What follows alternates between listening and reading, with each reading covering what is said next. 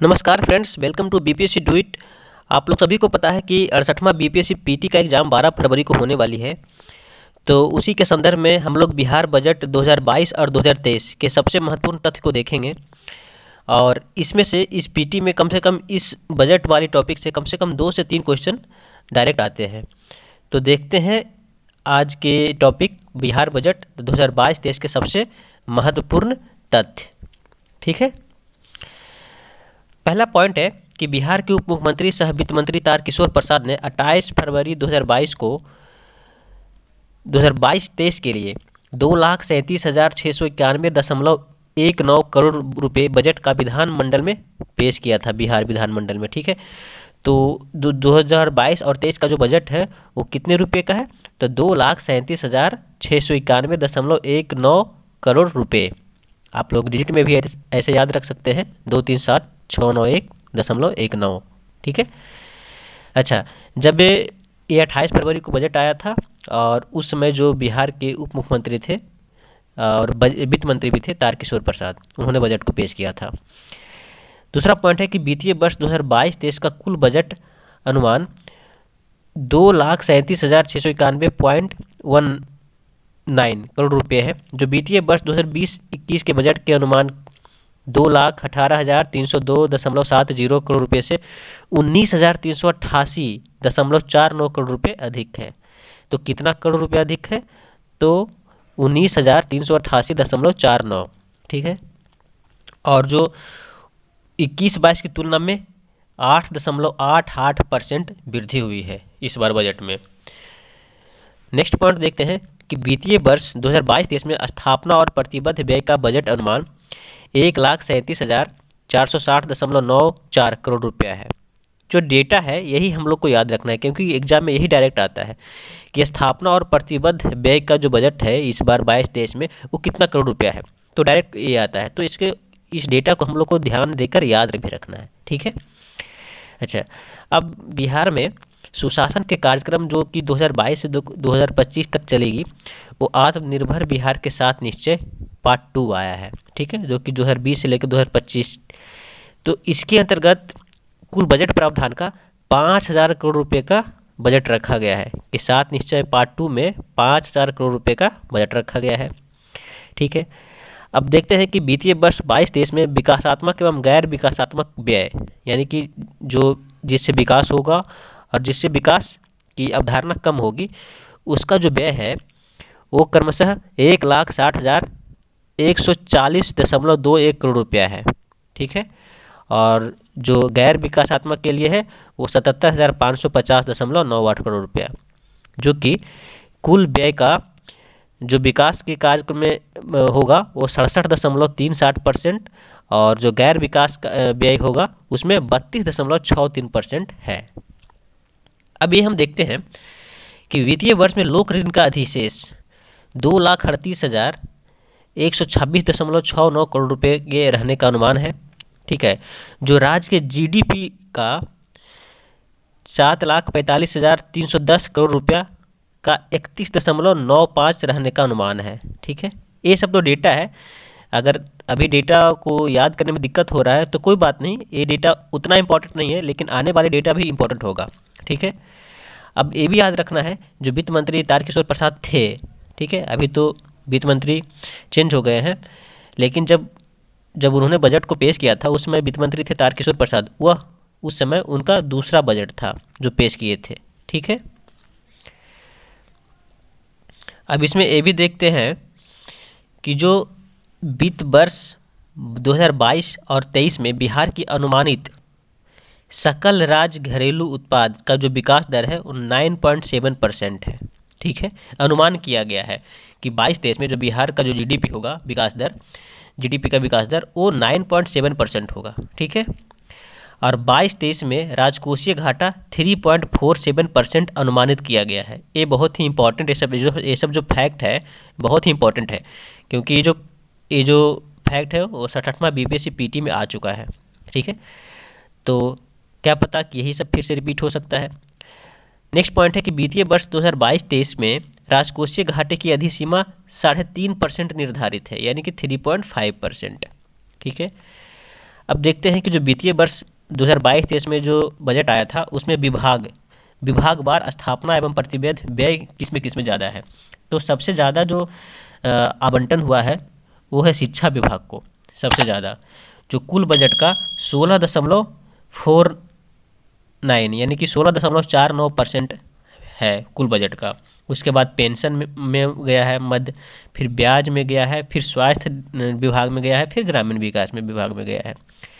तो सबसे इम्पोर्टेंट तो हमको यह याद रखना है कि जो पूरा बजट का जो सबसे ज़्यादा पैसा गया है किस विभाग में गया, तो शिक्षा विभाग में।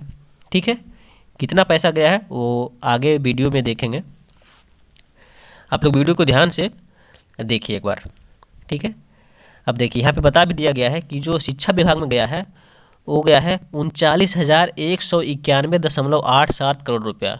ठीक है, अभी हम लोग देखेंगे कि शिक्षा विभाग में सबसे ज़्यादा बजट गया था, जो कि पूरे बजट का 16.5% लगभग मोटा मोटी मान लीजिए। ठीक है, अच्छा, अब नेक्स्ट पॉइंट ये देखते हैं कि राज्य सरकार ने अनेक राजकोषीय उपायों द्वारा राज्य की आर्थिक वृद्धि दर को वर्ष 2021 और 22 के लिए 9.8% तथा 2022 और 23 के लिए 9.7% अनुमानित किया है।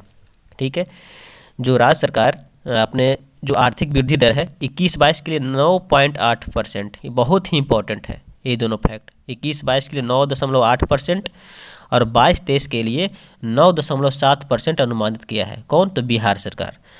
तो आप, क्योंकि अभी तो पूरा एग्जैक्ट डेटा तो नहीं आएगा, लेकिन एक अनुमानित है कि 2021-22 में जो हमारा आर्थिक वृद्धि दर होगा वो 9.8% और 22-23 के लिए जो होगा 9.7%, ये अनुमानित किया गया है। ठीक है, यही हम लोगों को याद रखना है। नेक्स्ट देखते हैं कि अब बजट में जो क्या होता है, बजट में कितना पैसा आया और कितना पैसा जाएगा, उसी का लेखा जोखा है।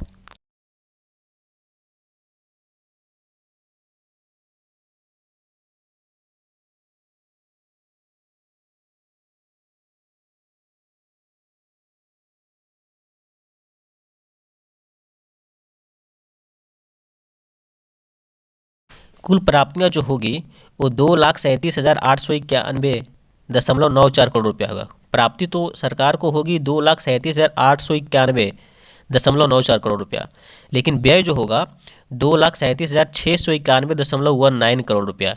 तो यही जो व्यय होगा अगले साल, मतलब नेक्स्ट भविष्य में, वही हम लोगों का बजट हो जाता है। ठीक है, और जो बाकी बचा है वो अलग से रिजर्व में रखा जाता है।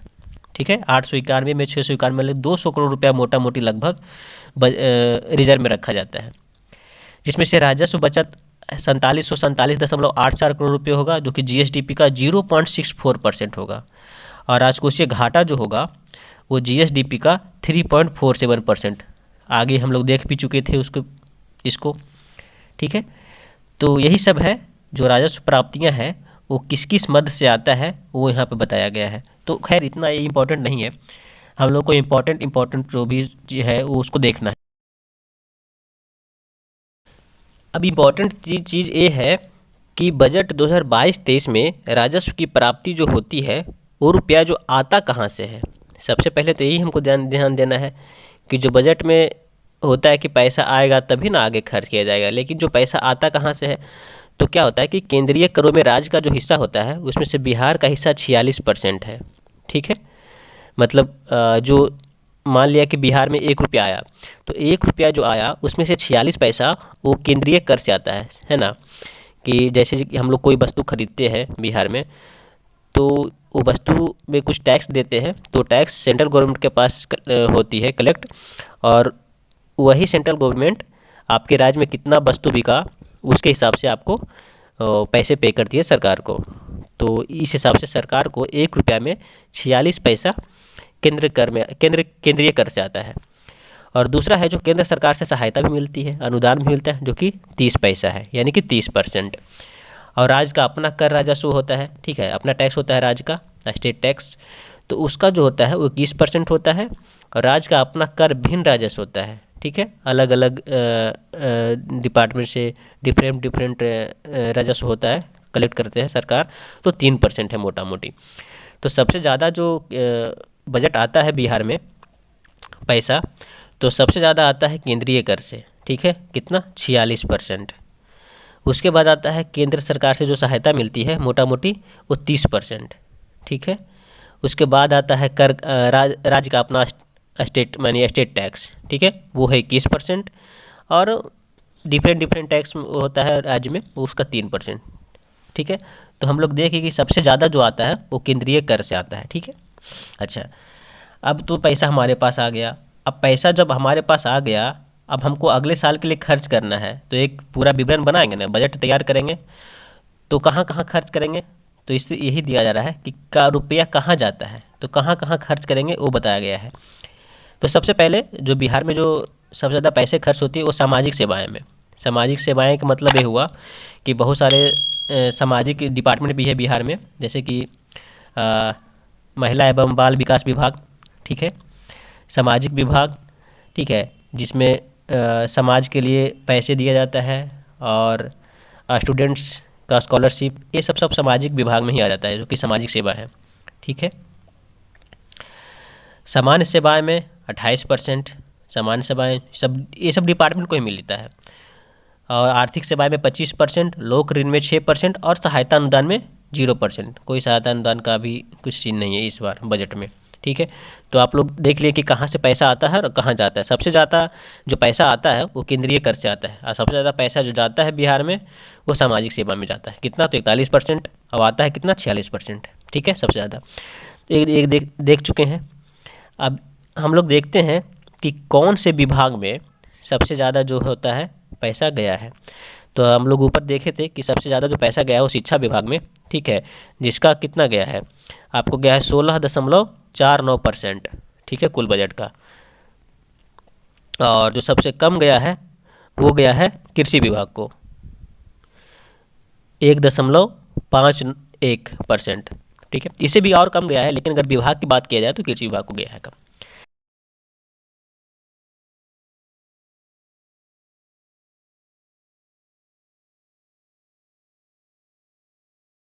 प्रमुख विभागवार वार्षिक स्कीम उद्व्यय वित्तीय वर्ष 2022-23 में जो स्कीम आया है उसके हिसाब से जो बजट है वो खर्च होगा।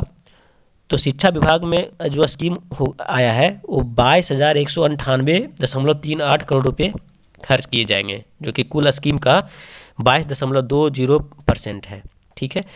यानी कि सरकार जो भी स्कीम लाती है तो उसमें से सबसे ज़्यादा स्कीम शिक्षा विभाग का है, और उसमें से सबसे ज़्यादा पैसा जा रहा है 22,198.38 करोड़ रुपया। आप लोग समझ गए। जो 1 लाख करोड़ रुपया है वो सिर्फ स्कीम के लिए है, और स्कीम सबसे ज़्यादा शिक्षा विभाग में आ रहा है, जो कि कुल स्कीम बजट का 22.20% है। अब यहाँ पे हम लोग देखते हैं कि वित्तीय वर्ष 2022-23 में महत्वपूर्ण स्कीमों में उपबंधित राशि, ठीक है। अब बहुत सारा जो स्कीम है बिहार सरकार का, उसमें से कितनी राशि उसके लिए रखा गया है उसको एक बार देखते हैं, क्योंकि डायरेक्ट क्वेश्चन आता है कि सबके लिए आवास, जो कि सबके लिए आवास ग्रामीण, इसके लिए जो उपबंधित राशि है वो 8689.14 करोड़ रुपया आवंटित किया गया है। प्रधानमंत्री ग्रामीण सड़क योजना के लिए 5014.30 करोड़ रुपया रखा गया है, और राष्ट्रीय ग्रामीण रोजगार गारंटी अधिनियम मनरेगा के लिए 2500 करोड़ रुपया, और राष्ट्रीय ग्रामीण आजीविका मिशन के लिए 1980 करोड़ रुपया, स्वच्छ भारत मिशन ग्रामीण के लिए 250 करोड़ रुपया, बिहार स्टूडेंट क्रेडिट कार्ड योजना के लिए 700 करोड़ रुपया, और स्मार्ट सिटी मिशन जो कि बहुत ही इंपॉर्टेंट है इसके लिए जो रखा गया है 620 करोड़ रुपया। सबके लिए आवास शहरी उसके लिए रखा गया है 524 करोड़ रुपया, और नीली क्रांति उसके लिए रखा गया है 328.43 करोड़ रुपया, और एक है skill strengthening for industrial value enhancement के लिए रखा गया है, जो कि स्ट्राइब योजना है। स्ट्राइब योजना के तहत जो पैसा आवंटित किया गया है वो 102.13 करोड़ रुपया। मुख्यमंत्री सोलर स्ट्रीट लाइट योजना के लिए 200 करोड़ रुपया रखा गया है। हर खेत में पानी देने के लिए बिजली कनेक्शन, उसमें जो पैसा रखा गया है वो 1329 करोड़ रुपया इसमें रखा गया है, इतना राशि रखा गया है। मुख्यमंत्री निश्चित स्वयं सहायता भत्ता योजना में 200 करोड़ रुपया, और कुशल युवा कार्यक्रम में 225 करोड़ रुपया की राशि को रखा गया है, ठीक है। एक बार हम लोग इसमें फिर से देखते हैं कि जो बजट 2022-23 में 6 सूत्र का बजट प्रस्तुत किया गया है ना। इस बार जो बजट है उसमें जो 6 सूत्रीय बजट प्रस्तुत किया गया था, ठीक है। तो इसमें बताया गया कि बिहार बजट 2022-23 में 6 प्रमुख सूत्र स्वास्थ्य, शिक्षा, उद्योग एवं उद्योग में निवेश, कृषि एवं संबद्ध क्षेत्र, आधारभूत संरचना, ग्रामीण एवं शहरी कल्याण, विभिन्न वर्गों का, इसमें इतना 6 टॉपिक का जिक्र किया गया है।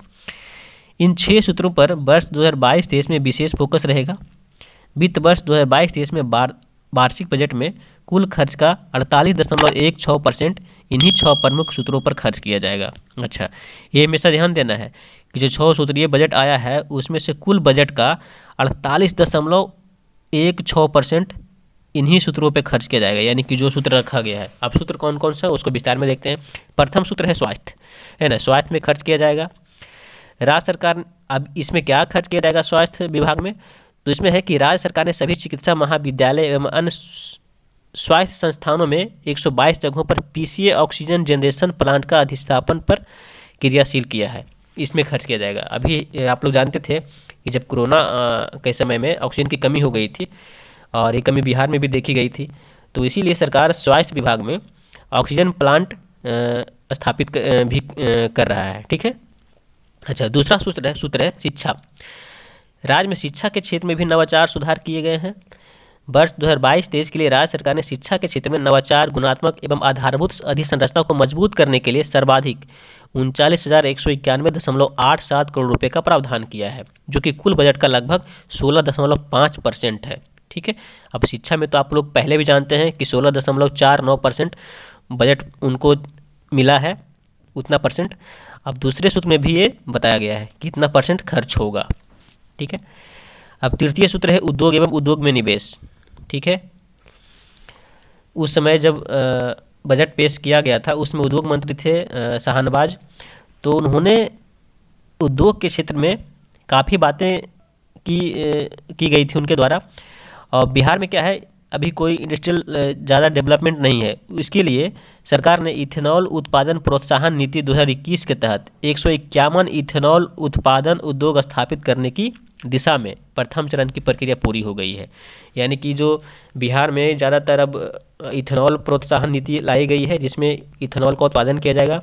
और भारत का पहला राज्य है जो बिहार, जो इथेनॉल उत्पादन प्रोत्साहन नीति लाई है। और दूसरा है जो खाद्य प्रसंस्करण के क्षेत्र में बिहार में भी काम हो रहा है, ठीक है। तो इसलिए उद्योग को भी साथ लेके चलना है। चौथा सूत्र है कृषि एवं संबंध क्षेत्र में मुर्गी पालन, मछली पालन, गौ वंश का विकास एवं सहकारिता का विकास किया जाएगा, ठीक है। ये इंपॉर्टेंट भी है ग्रामीण परिवेश के लिए। पंचम सूत्र है ग्रामीण एवं शहरी आधारभूत संरचना।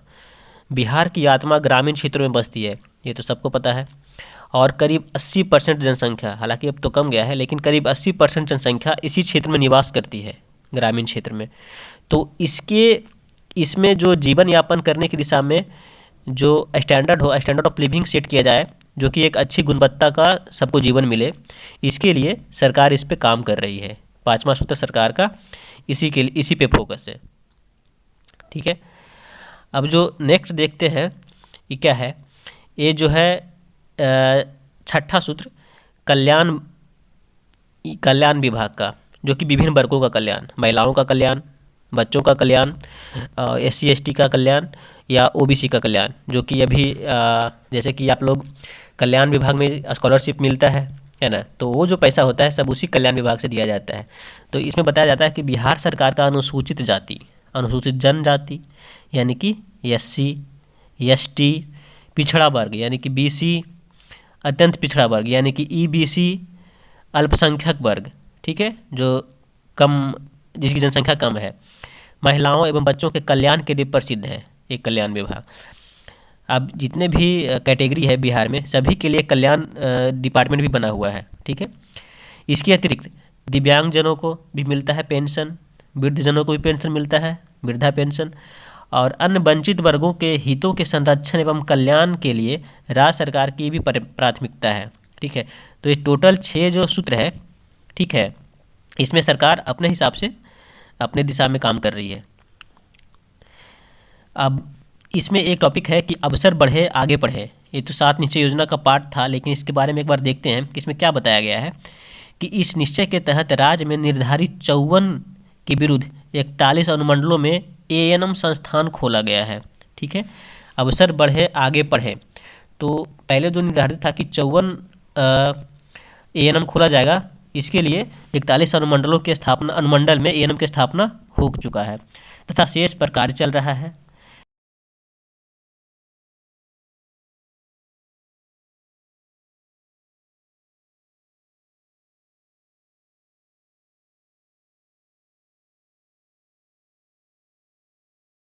तेईस चयनित जिलों में 12 जीएनएम संस्थान स्थापित किया गया है और शेष में कार्य चल रहा है। 28 जिलों में पारा मेडिकल संस्थान खोले जाने के लिए 20 संस्थान खुल चुके हैं 28 में से, और 5 जिलों में फार्मेसी कॉलेज की स्थापना की जानी है, जिसमें से 4 स्थापित कर दिया गया है और 4 चिकित्सा महाविद्यालयों में बीएससी नर्सिंग कॉलेज की स्थापना भी की गई है। तो ये सब जो भी चीज़ है वो स्टूडेंट्स के लिए और आपको आगे अवसर मिले उसके लिए आपके लिए काम किया जा रहा है। 3 नए कॉलेज के निर्माण की प्रक्रिया चल रही है। तो राज्य के युवाओं को रोजगार एवं स्वरोजगार जोड़ने के लिए राज्य में 15 पॉलिटेक्निक संस्थान, 22 अभियंत्रण यानी कि इंजीनियरिंग महाविद्यालय, 17 महिला औद्योगिक प्रशिक्षण संस्थान यानी कि महिला आईटीआई और 41 अनुमंडलीय स्तरीय औद्योगिक प्रशिक्षण संस्थान खुले जा चुके हैं और अन्य पर कार्रवाई चल रही है। ठीक है, तो हम लोगों ने अभी तक इतना देखा। बजट में और भी बहुत सारी चीज़ें हैं। इसके दूसरे पार्ट में आज का वीडियो हम यहीं पे ख़त्म करते हैं और इसके आने वाले अगले पार्ट में इसको पूरा करेंगे। ठीक है, टोटल इस पे 3 वीडियो है। आशा करते हैं कि ये वीडियो आपको पसंद आया होगा और अगर पसंद आया है तो चैनल को सब्सक्राइब जरूर कर लीजिए, ठीक ना, और इसको शेयर भी करते रहिए। मिलते हैं आपसे एक नए वीडियो यानी कि बजट के दूसरे पार्ट में। तब तक के लिए धन्यवाद। जय हिंद, जय बिहार।